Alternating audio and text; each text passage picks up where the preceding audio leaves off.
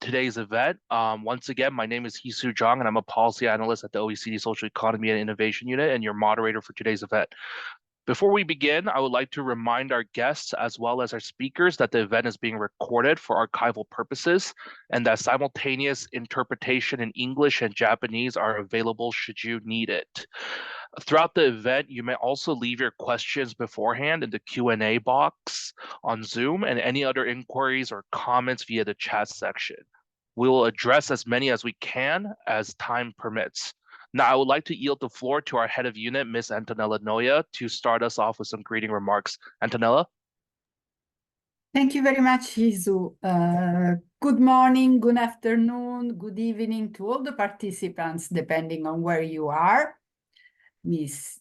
Ono, Mr. Takeuchi, distinguished panelists, dear guests, it is my pleasure to welcome you to today's event to share practical and policy experience related to worker cooperatives.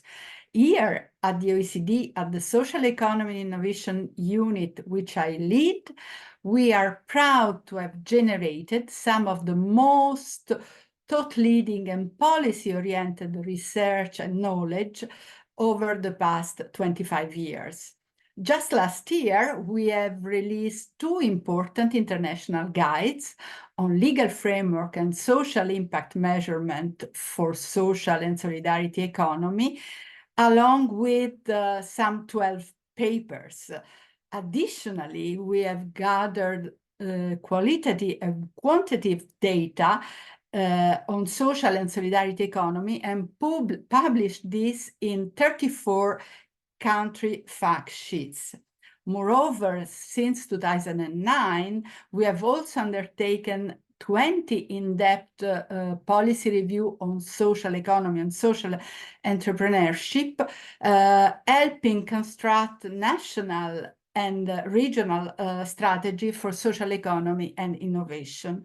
Most recently, with the help of our local development forum partner, the Japan Institute for Labor Policy and Training, we have released the Japanese translation of our council recommendation on the social and solidarity economy that will be shared in the chat right now.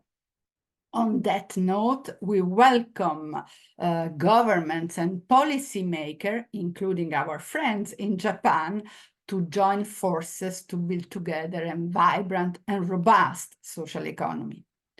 A critical component and a stakeholder of our work on social economy is cooperative. We have done significant work in this field, from zooming in on how cooperatives can contribute to the transition from informal to formal jobs in Colombia, to spotlighting innovations that occur from platform cooperative, and we are here to engage and do more together with you. And this is why we have organized this meaningful partner, the Japanese Institute for Labor Policy and Training, whom I warmly thank for hosting this webinar. Today, we have also the privilege of learning from an impressive group of speakers who are national and international experts on worker cooperatives. On behalf of the OECD, I would like to take this opportunity to thank each and every one of them.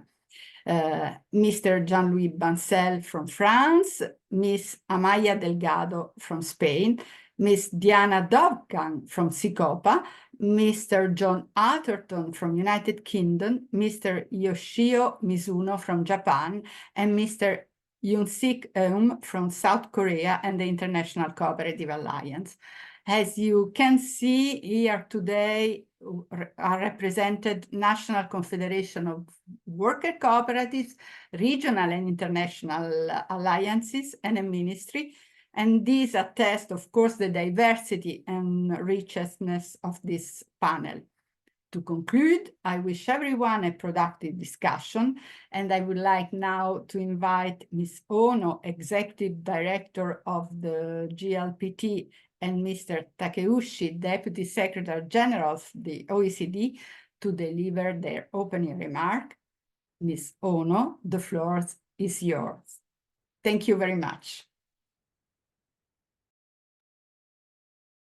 皆様、こんばんは。労働政策研究研修機構ジル PT の理事の小野明子でございます。パリは午前中ですね。おはようございます。本日は日本はもとより世界の各地から大勢の方々にご参加いただき誠にありがとうございます。開催にあたってご尽力いただきました竹内事務次長ほか OECD の皆様には感謝申し上げます。また本日ご出席の講演者の皆様にも労働政策研究研修機構と OECD を代表して厚く御礼申し上げます。本日の国際セミナーは、労働政策研究研修機構が長年にわたってメンバーとなっている OECD のローカルエコノミック&エンプロイメント・ディベロップメント・プログラムの方々との話し合いの中で、何か共通のテーマでできることはないか模索する中で実現した企画となっております。後ほど厚生労働省の水野室長が詳しくご説明されると思いますが、日本では2022年10月に労働者協同組合法が施行されました。これまで NPO 法人や企業組合など様々な法人格によって共同労働を理念とする組織が存在しておりましたが、法律の施行により労働者協同組合として法人格を取得できるようになりました。多様な就業機会の創出とともに、地域の課題に応じた事業を促進することが期待されております。私も現在、ジル PT の中で労働者協同組合の可能性について研究を進めております。本国際セミナーでは共同労働についての理解を深め、将来への道筋を描く一助とするため、国際的な実務家、専門家から長い歴史と伝統の中で日本よりも存在感の多い欧州の、世界の協同組合の特徴や、活動事例をお聞きすることになっております。本日は労働者協同組合で活動されている方々もたくさん参加されていると伺っております。私自身もとても楽しみにしておりましたし、本日のセミナーの講演や議論が労働者協同組合の活動の発展につながるなど、実りの多い成果を得られることを記念し、私のご挨拶とさせていただきます。ありがとうございます。Thank you very much, Ms. Ono. And I now pass the floor to our Deputy Secretary General, Mr. Takeuchi. Mr. Takeuchi, the floor is yours. Thank you, Antonella. Dear Ms. Ono, distinguished guests, ladies and gentlemen, I'm delighted to join you for today's Local Development Forum seminar on promoting and supporting worker cooperatives. Why worker cooperatives? Because they not only create sustainable jobs, but can also help solve some of the most pressing social or environmental challenges. Two examples, in digital and green transition is one, labor integration of marginalized communities is the second. And today we have thus brought together leading practitioners from across the world with experts from Japan, France, Spain, South Korea, and United Kingdom. This is an issue that is rising up on the global political agenda. The OECD 2022 recommendation on the social and solidarity economy and social innovation now stands alongside the EU Social Economy Action Plan, the ILO resolution on decent work and social and solidarity economy, and the UN resolution on promoting the social and solidarity economy for sustainable development. These initiatives recognize that the social economy is already a major force. The latest data show that social economy now contributes about 7% of the world's GDP. And within that, the cooperative industry, business owned and controlled by the people who work in the company, rather than the founders or the shareholders, account for 10% of the world's employed population, and the 300 largest cooperatives of mutual organization generate $2.4 trillion in turnover. In Japan, there are already more than 200,000 social economy organizations, including non-profit entities, cooperatives, and private enterprises, employing close to 6 million people, adding 16 trillion yen to the economy and accounting for 3.3% of GDP. 3.3% of GDP is a great number, big number. To give an idea of how significant that is, the entire agricultural sector, by comparison, contributes 1% to Japan's GDP in 2022. So it's more than 3 times bigger than the agricultural sector's contribution to the GDP. But Japan has ambitious plan to go further.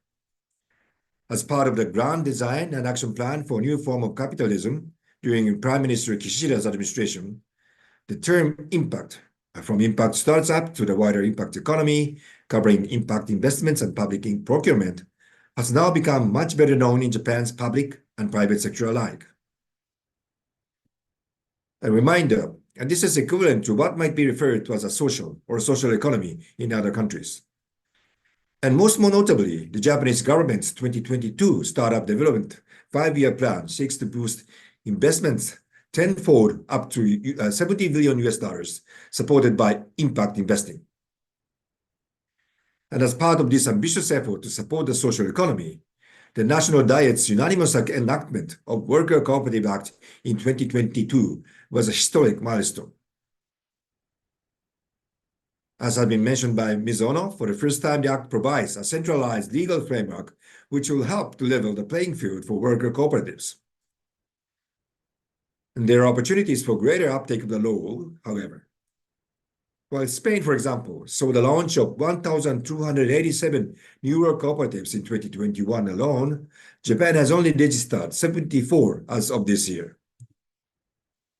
There's also a need to deepen our evidence and understanding of the role worker cooperatives can play in tackling the key challenges Japan faces and in driving better outcomes for Japan's economy and society. So today we will explore both issues as well as how broader policy measures can support and strengthen worker cooperatives.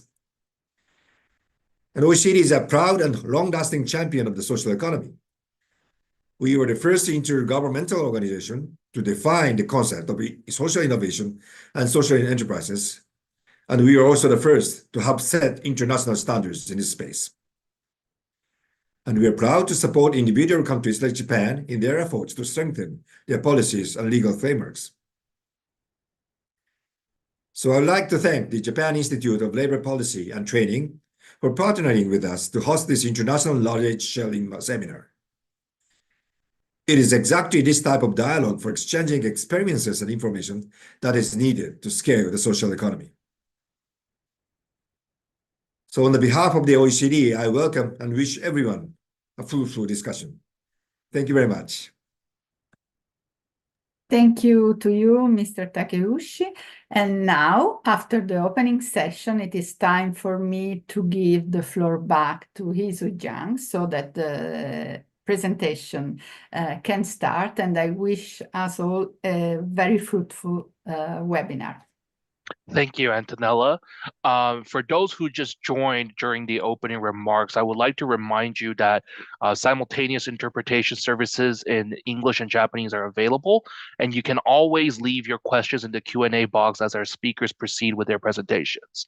Now, first of all, Ms. Ono and Mr. Takeuchi, thank you for the wonderful remarks and insights that nicely help us set the tone for today's important discussion. To this end, we have an ambitious agenda in front of us today. As you can see from the screen that's being shared, we will first begin with 2 background presentations by the OECD's Amal Chevreau, Senior Policy Analyst for Social Economy and Innovation, as well as Mr. Yoshio Mizuno from the Japanese Ministry of Health, Labor, and Welfare. For the first session immediately after it, our panelists will focus on providing some broader context about the relevant legal frameworks and the wider landscape of worker cooperatives in their respective countries. This will be immediately followed by the second session. That'll be a deep dive into some specific best practice examples of worker cooperative organizations in each country. We will conclude then by sharing some cross-regional and international reactions, being joined by Ms. Diana Dovgan, whose organization COPA is a global membership body of national worker cooperative confederations and associations, among many others. We will also have a total of 2 Q&A sessions, one before the second session and one at the very end of the event. We encourage all guests, once again, to submit your questions beforehand in the Q&A box to facilitate a productive and effective conversation. And now to build upon our inspiring, welcoming remarks, I invite my colleague Amal to provide an overview of the social economy at large, how cooperatives fit in, and why they matter. Amal? Thank you very much, Hisu, and I'm very, very pleased and happy to be part of this wonderful event in which we will speak about the social economy, cooperatives, and I will just give a very brief overview of what we've been doing in the space of legal frameworks and how cooperatives fit in and why cooperatives, worker cooperatives are important and matter. Could you please go to the next slide? Thank you. So as you may all know, or maybe not, we have been conducting a great initiative called the UCD Global Action on Promoting Social and Solidarity Economy. And this action has covered 33 countries throughout 4 years. And one of the main streams of work of this action was legal frameworks for the social economy. So why am I speaking about that in a webinar dedicated to cooperatives? Because a lot of legislation on legislation passed or adopted by countries for the social economy is specifically on cooperatives. So just to give you a very brief overview of what's happening on legal frameworks in general for the social economy, we have found that, for instance, through this work that my colleagues have put links to in the chat, that many countries have adopted what we call national framework laws, which are laws that define the social economy or the social and solidarity economy, or sometimes solidarity economy as it is referred to in many countries. And at least 30 of the countries that we have worked on have adopted almost 100 national specific laws, and a lot of them are on cooperatives, because the cooperative movement is one of the long-standing movements within the social economy. And there is an acceleration of national level laws among target countries in recent years. And of course, one of the countries that adopted recently a legal framework for cooperatives is Japan, with this new worker cooperative law. And as you can see, legislation can happen at national level, but also at subnational level when there is sometimes sometimes there is no laws at national level. Sometimes subnational governments step in and adopt or complement national laws. And this is the case, for instance, in federal states such as Brazil, Canada, India, Spain, and the United States. And also at city level, as we have seen in the past with Seoul, which has pioneered new approaches to regulating the social and solidarity economy. So now we'll go to what the topic of the day, which is why cooperatives matters and what is a cooperative. Let's begin by asking ourselves this question.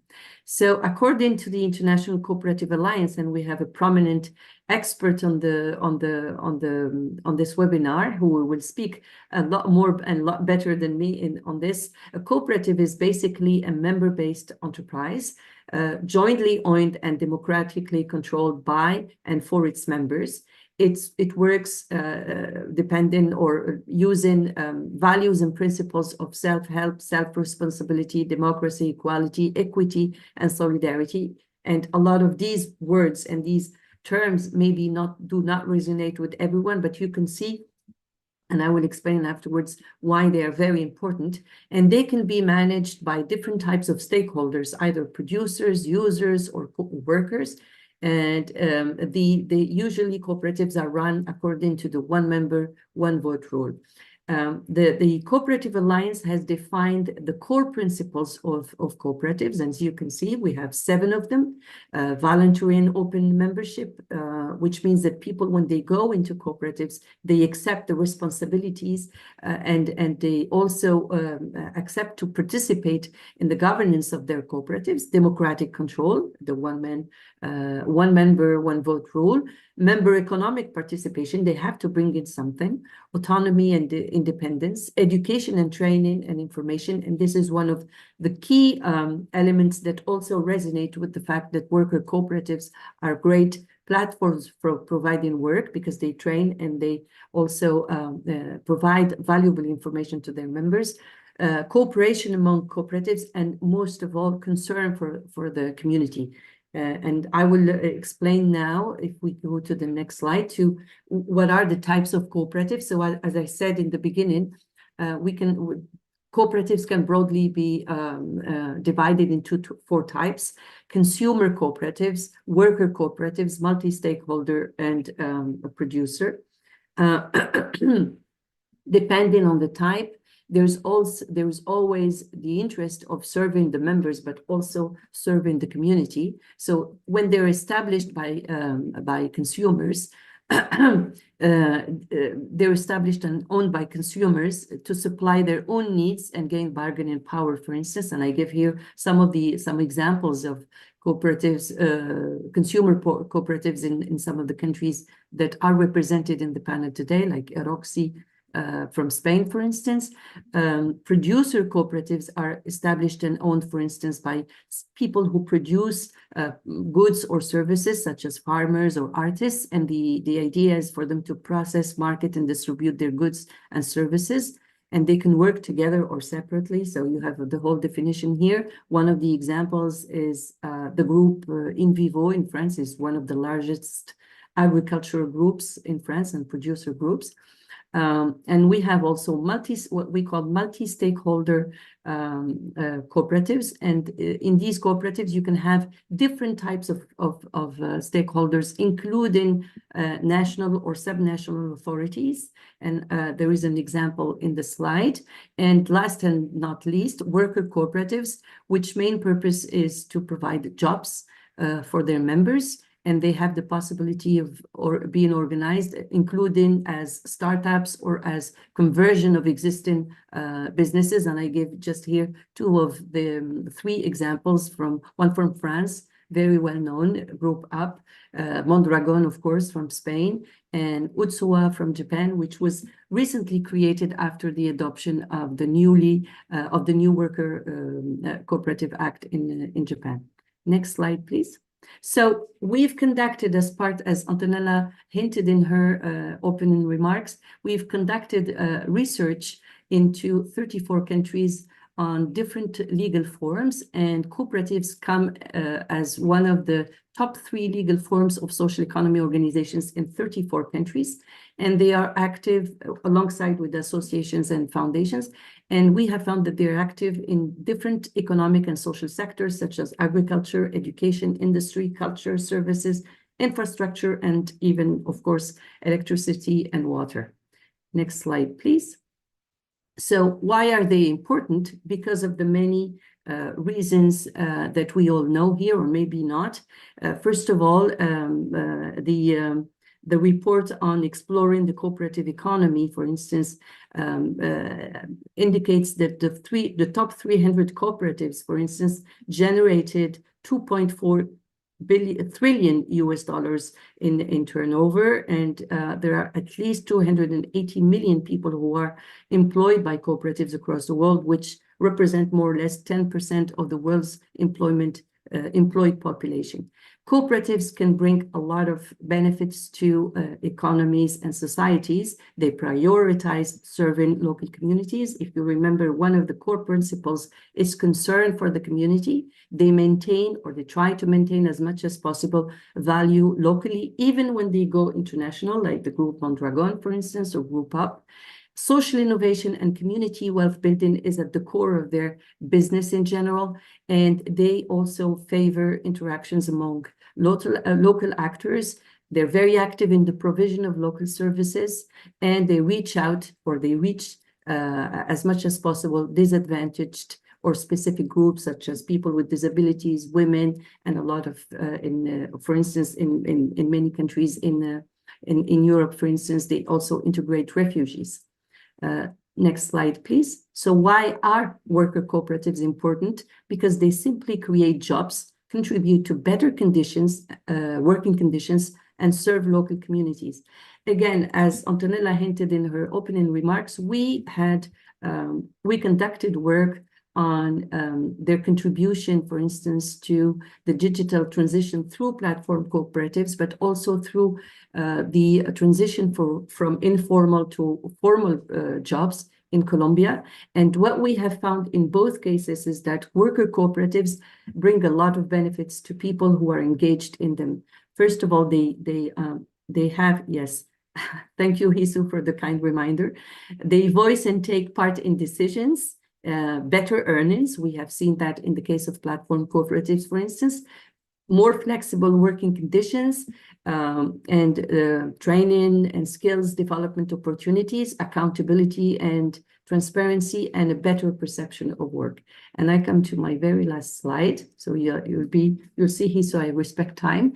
If you want to know more about OECD work on legal frameworks, social impact measurement, and data, please feel free to visit our website. We have, as it was mentioned, produced policy guides, but we also have specific work on designing legal frameworks for social enterprises. We have a set of country fact sheets for 34 countries where we have compiled information about legal frameworks, also including if countries have acts or laws on cooperatives. And this concludes my presentation. Thank you so much for listening. Thank you, Amal, for your presentation. If you're interested in learning more about our work at the OECD Social Economy Innovation Unit, you can always reach out to us, but also refer back to the links that my colleague Melis has already shared in the chat box. Now we pivot to understanding what's going on in Japan, as it has just recently ratified and put into effect a groundbreaking law specifically tailored to worker cooperatives. Mr. Yoshio Mizuno, our next presenter, is the head of the Workers' Cooperative Office at the Ministry of Health, Labor, and Welfare with 2 decades of policymaking experience. Welcome, Mizuno-san. You now have the floor. はい、日本国政府厚生労働省の、労働者協同組合業務士長の水野と申します。本日は貴重な機会をいただきましてどうもありがとうございます。よろしくお願いします。次のページをお願いします。日本では、労働者協同組合法という法律が、先ほど話がありましたけども、国会議員の先生方が、議論をする中で、2020年に法律が、成立をして、2022年の10月からこの労働者協同組合という法制度がスタートしています。その中ではまさに資金を出し合って、話し合って営む、共に働くという形での法人の制度というところになっています。次のページをお願いします。今の現状ですけども、この資料の中では、2月の19日現在73法人ということになっておりますが、直近で増えておりまして、3月の12日、今日時点で、77法人が設立をされております。まだまだ少ないですが、2週間に1度、1法人というペースで、法人が生まれているという状況にあります。具体的なその取り組みの内容としても、キャンプ場の経営、総裁業、メディア制作経験、制作体験、カフェ、フェスティバル運営といったものから、高齢者介護、生活困窮者支援、子育て支援、このように非常に多岐にわたる法人ができております。その法人ができる、いわゆる類型としても、この法律ができる前に NPO ですとか企業組合といった法人類型で実施してきたのが、この12と書いてありますが13法人、残りが新規設立で64法人というところで、法律が生まれ、制度がスタートした2022年の10月から多くの法人さんがこの働き方を選んでいただいたということと理解をしています。次のスライドをお願いします。この日本の法制度の特色であります。一つ目は、一つ目としては、多くの事業ができるということで、労働者派遣事業以外は、すべてできるというところで、さっき申し上げたキャンプ場の経営といったところから非常に様々な法人があります。二つ目は、もうこれはすでに議論されていますけども、組合員の議決権、選挙権は平等というところです。で、三つ目が、これが日本の法人制度の中でも特徴的ですけども、今多い NPO 法人、こういった法人ですと、行政庁による許認可が必要となってまいりますが、労働者協同組合の場合には、登記をすれば法人格が付与できるということで、極めて簡便に法人格が取得できるというところが、この日本国内では、特徴的になっております。で、2つ目、4つ目ですけども、意見反映の重視ということで、これは平等な立場でなされる。で、5番目が非常に特徴的でして、組合員は、労働基準法、最低賃金法、労働組合法などの法令によって、労働者として保護されるということで、労働契約を締結する必要があります。また、ここ書いておりませんけども、組合員の中で、組合員のうち5分の4以上が事業に従事をしなければならないですとか、事業に従事する人のうち4分の3以上が組合員ではならなければならないという従事要件が、設定されているのが特徴であります。5つ目としては出資配当ができないというところです。で、次のスライドをお願いいたします。法律ができてから1年5ヶ月ぐらい経っているわけですが、大体4つぐらいニーズが出てきておりまして、1つ目は、この法人がかなり簡単に法人格が取得できるっていうところもあるので、ありますが、本業を持ちながら仲間と協力しながら副業、兼業といった形での法人格が働き方がなされています。2つ目が自治会、地域おこし協力隊による地域コミュニティの活性化というところで、地域の困りごとを仕事にしたいというニーズに応えられていると思います。3つ目として、これかなり今後期待されているところですけども、高齢者の健康づく、企業を辞められた後、組織の退職後の生きがいを感じながら元気に仕事をしていきたいというニーズが生まれてきているのかなというふうに思いますし、4つ目として、器のお話がありましたが、障害者福祉や介護の現場といった実際のケアワーカーの皆さんが、ケアをするだけじゃなくて、運営も自分たちで担いたいという観点から、労働者協同組合法人を立てられているといった事業がございます。その他事例は、次のページ、その次のページでも事例が書かれておりますので、ご覧いただければと思います。私からは以上です。ご清聴どうもありがとうございました。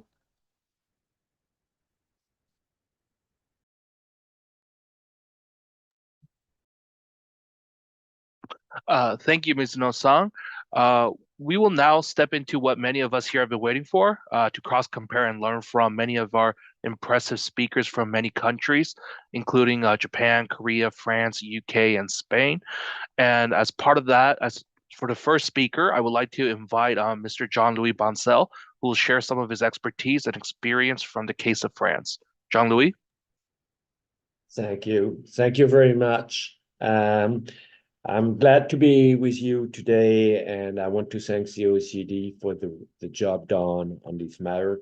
And I'm also so glad to be in contact with our Japanese colleague. I am so glad since I've been there to help the agriculture co-ops and all sectors to see things moving on.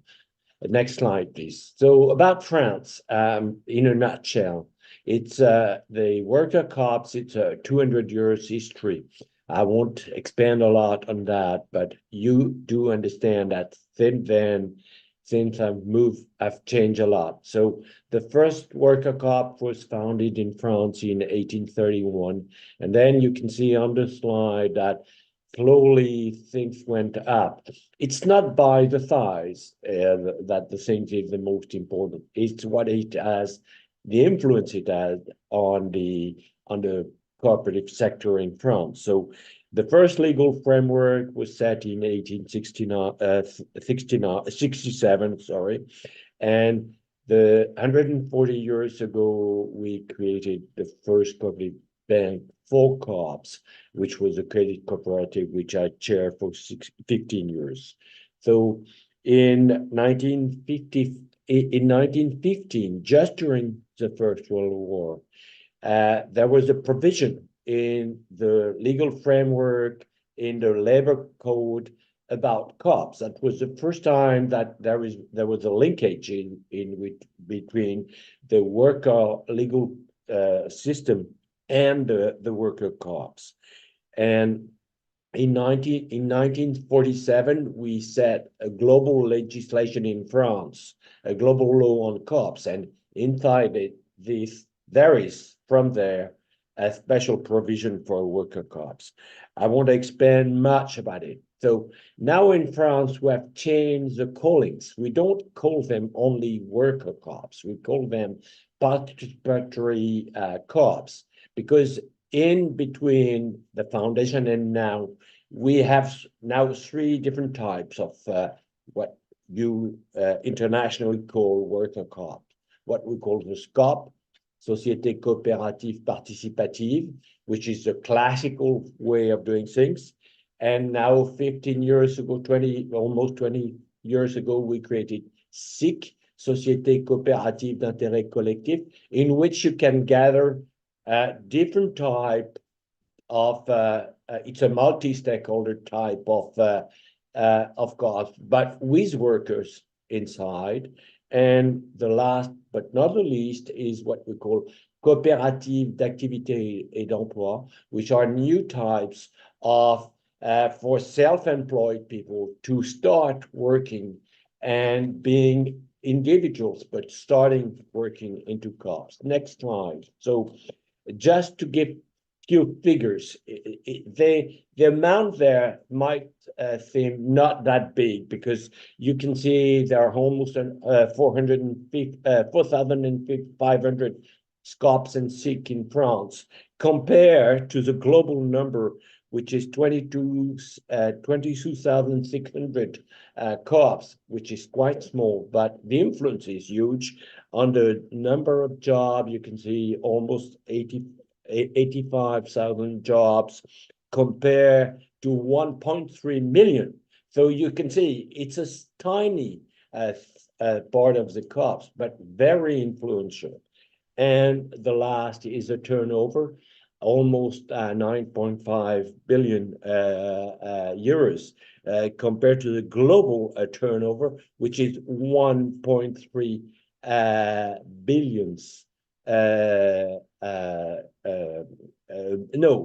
Through trillions of euros. So something which is important on this slide is that you can see 70% of the workers inside the cops are members of the cops, because you have 2 positions. You're a worker, you're a member. So 70%, they decide voluntarily, as said by Ama, to be a member. And the last, but not the least, most important, is the resilience of worker cops. If ever you look on a 5-year range vision, they are much more resilient than the classical forms of enterprise. So next slide, you can have there the way the jobs are in the country, but I won't expand on that. And I will finish with the last line. Next slide is how they are deeply rooted in our economy. They are in different sectors. Classical are craftsmanship, builders, but some are getting in new sectors, such as, of course, IT or other things. I want to show you something I'm just starting on. A new gathering of cops, licorns, which are a new type of worker cops getting out. And so 4 more points I want to finish with. So worker cops are very useful to be used for when someone from a classical enterprise is retiring to take over. That's very important in a declining demographic country. I believe it might be something interesting in Japan and other countries to start a new type of of activities in new sectors, IT, innovation, and so on. So Licorne is a good example. And to run more platforms, that's something which is very important, new types of platforms, and of course, close relations with local authorities. So if ever you want to know better, but I'm sure Diana would talk about it, the influence of workers' buyout, there is a wonderful report which has been recently, it doesn't show that much, published by CCOP on the workers' buyout, but I'm sure Diana will tackle that. So that's what I wanted to, in a nutshell, tell about France, but maybe in the chat or in the questions, things will come up. Thank you. Thank you, John Louis. As you mentioned, we'll definitely go over some of the more international perspective at the end of the day with you and Diana from Cicopa. But certainly one key takeaway that I noticed from your presentation is the worker cooperatives' resilience sustainability, even compared to the private sector counterparts. On that note, I now want to move to another country with an equally robust and a long history of worker cooperative sector, which is Spain. And for Spain, we'll have Miss Amaya Delgado from the Spanish Confederation of Worker Cooperatives, or COSETA. Amaya, please, the floor is yours. Hi, hello, good morning. Good morning in Europe, good afternoon in Japan. I'm pleased to represent COSETA here in this webinar. I want to thank the OECD for the invitation and organizing this interesting webinar to share knowledge and best practices. COSETA, next slide, please. COSETA is the Spanish Federation of Workers' Cooperatives. It represents 15 regional organizations that gathers around 80,000 cooperatives and more than 315,000 workers. Next slide, please. The legal framework, the Spanish legal framework is based in two laws. We have the law on cooperatives that is dated in 1999, and it regulates the formation, functioning, and dissolution of cooperatives. And also we have the law on cooperative taxation that it came from 1919, and it explains the special tax regime for cooperatives. As you can see, these laws are not very new. So currently, the social economy ecosystem is working to renovate them. We started the process last year, but because of the change in the government, now the process is on standby. The renovation of the law on social economy, that will be named the Law to Boost Social Economy, that will cover cooperative, mutual societies, social integration enterprises, labor companies, associations, and foundings, will also include the update of the law on cooperatives. Only the law on cooperatives. We still have to start the process to update the law on cooperative taxation. If you visited Spain, perhaps you know that in Spain we have 17 regions. So we have 70 laws. Well, in reality, we have 18 laws because we have the 17 regional laws and the national law. The national law applies to cooperatives that operates in more than 2 regions, and the rest of the cooperatives operates under the regional law. The tax exception that the law on cooperative taxation applies are in the corporate income tax. We have a reduction from 25% to 20%, and also we have a 50% additional reduction in the amount that cooperatives have to pay. We also have reduction in the value-added tax, the tax of business activity, that we have a 95% reduction, and in the local property tax that we also enjoy a 95% reduction. Our legal framework also allows economic and representative integration structures. For example, second-degree cooperatives and cooperative groups. The cooperative groups are not still a legal recognized entity, and sometimes we face some problems, for example, applying for tenders, but we are working also on it. Next slide, please. The process to open a cooperative is not very smooth, unfortunately, and it can take from weeks to months. The registries, the national and the regional, are not very effective. And for example, a social entrepreneur who wants to open a cooperative sometimes quit the process because in 24 hours they can open a commercial enterprise and we have to wait a couple of weeks. So we are facing this challenge in Spain.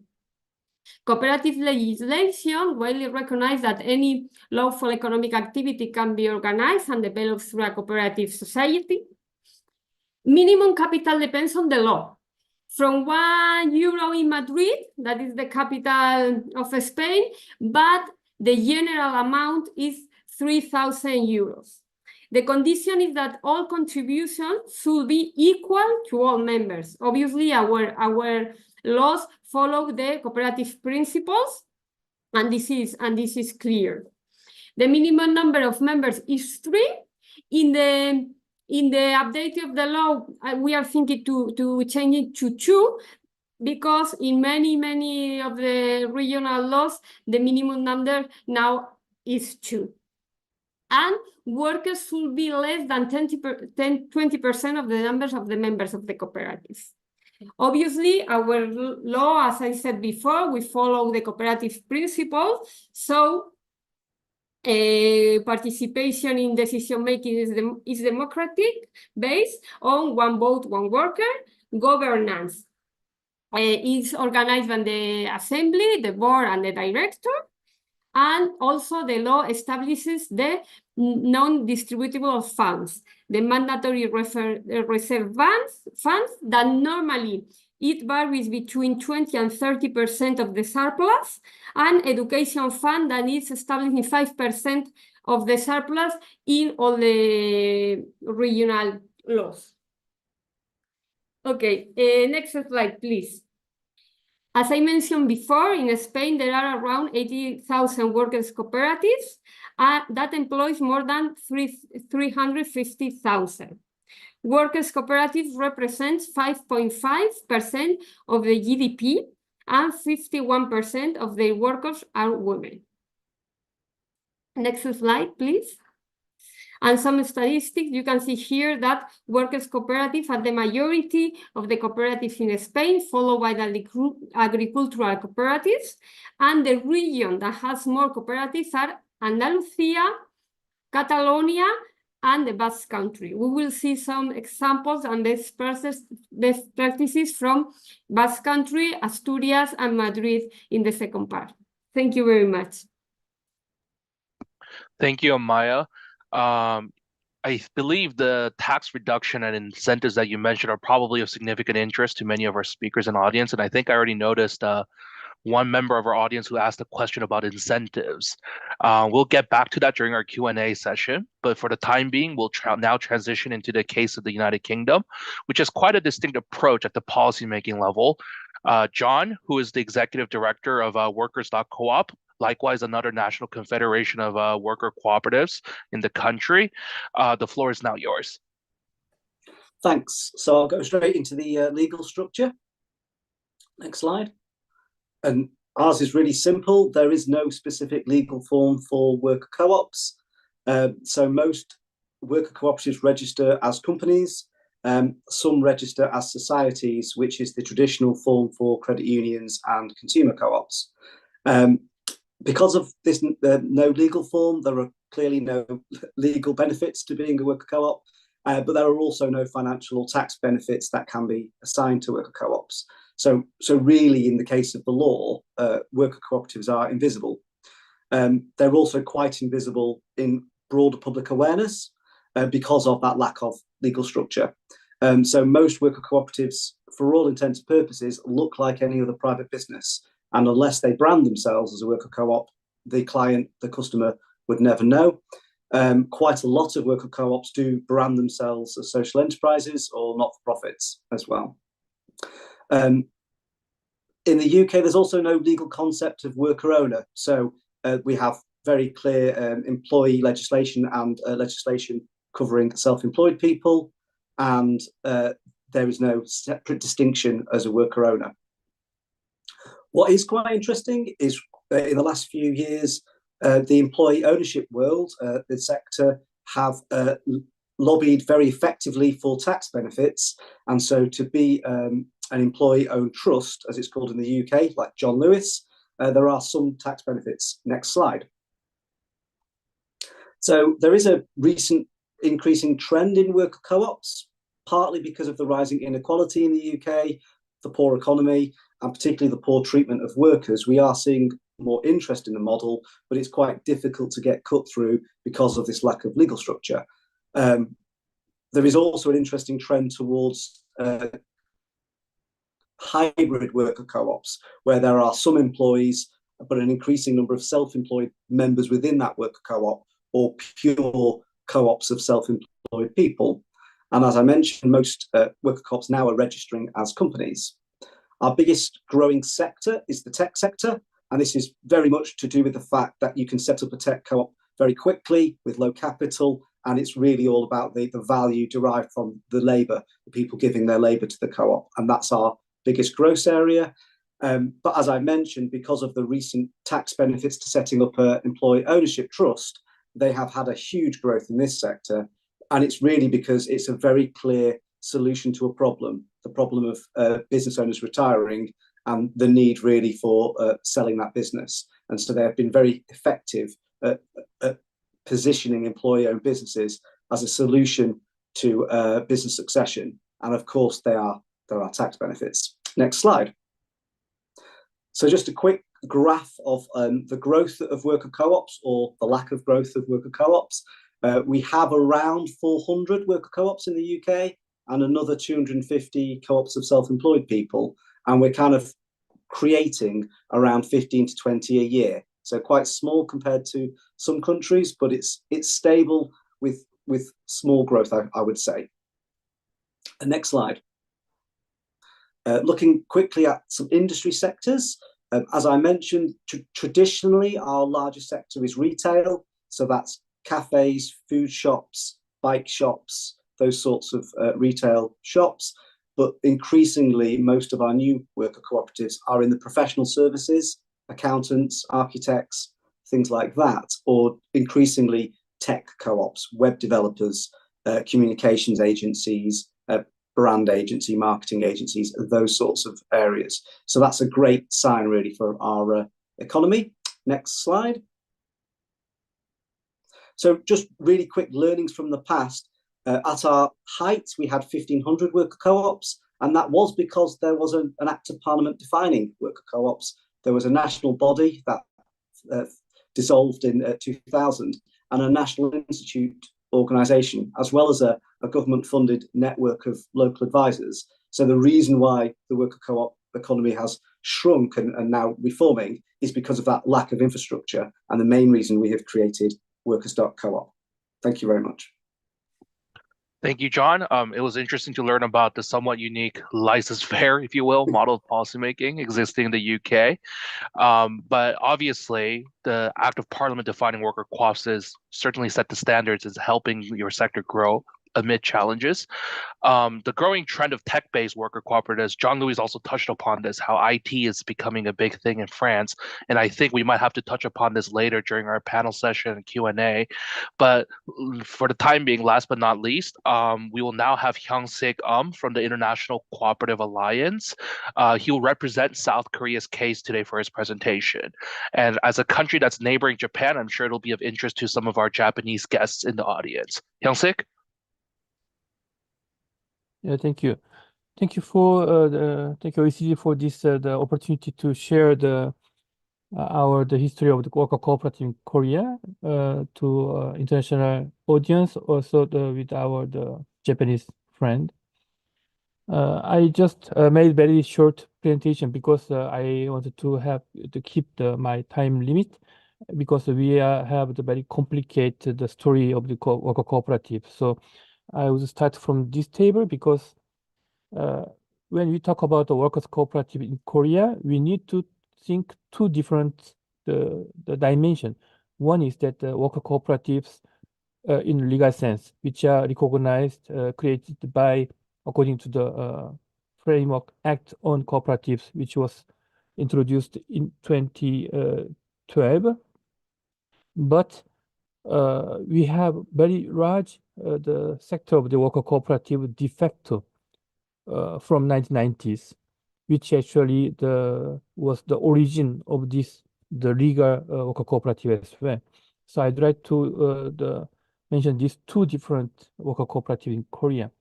So in 1990s, the worker cooperative idea has been elaborated and tested by the social movement working in the poor urban area to help the poor people to create their own job.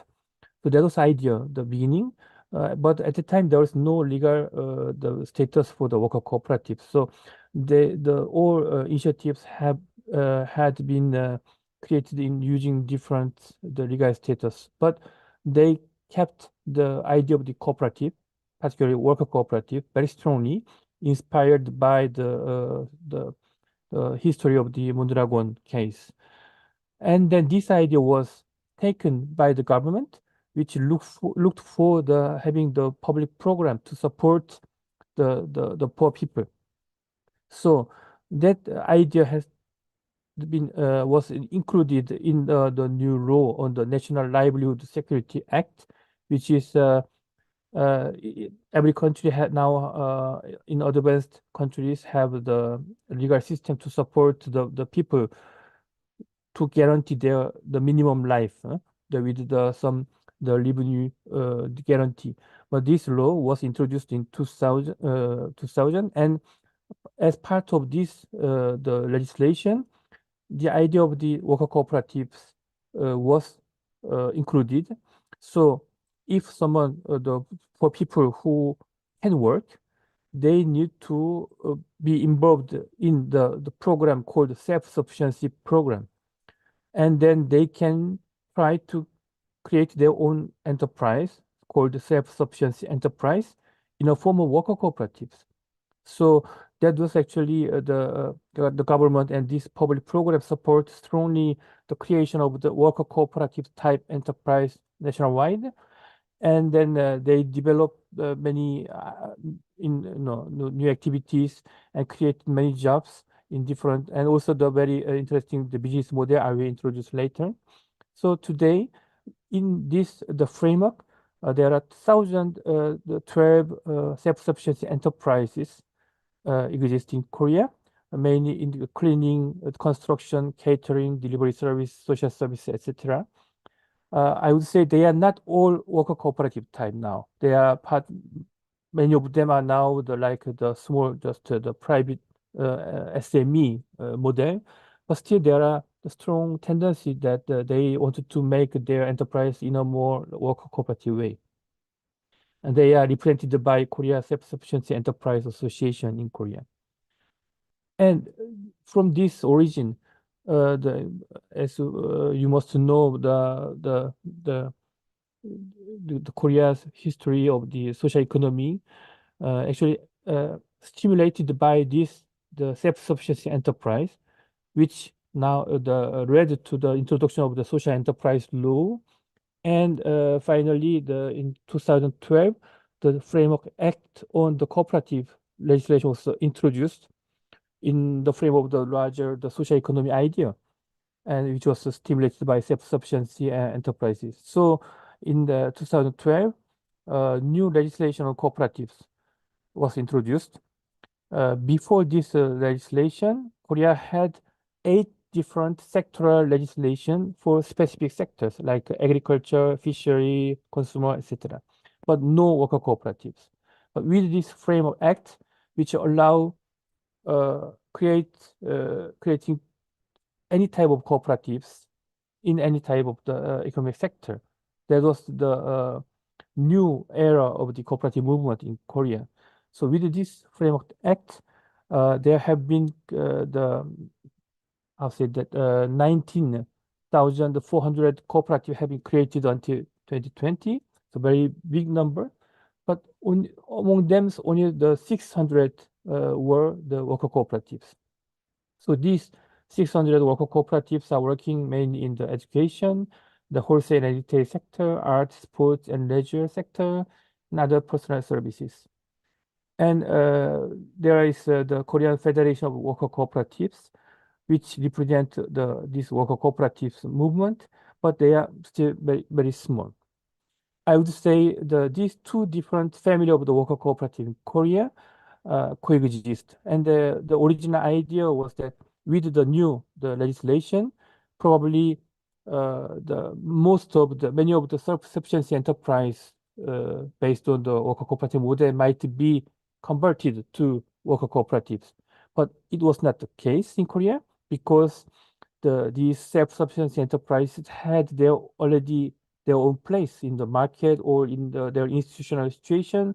So it was very difficult to change their legal status.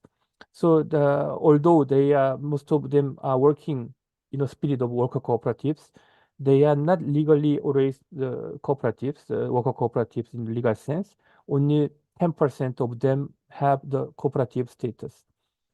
So, but on the other hand, in the worker cooperative, according to the Framework Act, as I said, it's only 600, and they are economically quite weak still because they had to develop their business without any specific support from government or other partners. So they are struggling in the market. And as I will explain a little bit more in detail, there are some interesting cases, but in terms of the worker cooperatives under the Framework Act is still we need to see how they will develop. It's still emerging stage, I would say. So, but I want to just emphasize that to further self-sufficient enterprise, there have been many the public policies to support these initiatives. And that was the reason how they can now reach the 1,000 enterprise and also create many jobs for the vulnerable people. And also it was not only under this policy, but also there have been in parallel the policy development for the social service sector or the housing welfare program or etc. So these parallel the development of the sectoral or economic activity policies really help to structure the business of the self-sufficient enterprise to give them more the power in the market, also create the more jobs. So, but still the challenge in Korea would be how we can combine these two initiatives originally from the same idea, but institutionally differently structured.